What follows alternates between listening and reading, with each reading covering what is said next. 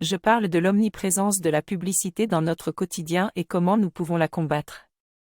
Je parle notamment de l'impact de la publicité dans les cinémas, où nous sommes obligés de subir jusqu'à 20 minutes de publicité avant le film. Je suis que les clients ne devraient pas avoir à supporter cela, soit en payant moins cher les places en acceptant la publicité, soit en payant plus cher mais en étant exemptés de toute forme de publicité. Je recommande également de se protéger de la publicité en portant des écouteurs avant que le film ne commence et en ne regardant pas l'écran tant que la lumière reste allumée. J'aborde ensuite l'omniprésence de la publicité dans l'espace public, comme les affiches et les logos, que nous pouvons apprendre à éviter en détournant notre attention et en éduquant notre subconscient à ne plus y prêter attention. Enfin, j'évoque l'utilisation de la publicité comme ambiance dans les magasins, les cafés et les restaurants, que je trouve nuisible. Je préconise donc de boycotter ces établissements au profit de ceux qui respectent leurs clients et ne les polluent pas avec de la publicité agressive. Je vais vous donner quelques astuces pour vous protéger des publicités. Cela vous permettra de protéger votre cerveau contre les flammes publicitaires.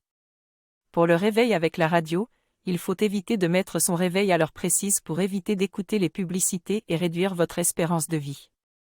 Si vous voulez vous réveiller avec la radio, placez votre réveil dans une plage horaire de 10 à 12 minutes.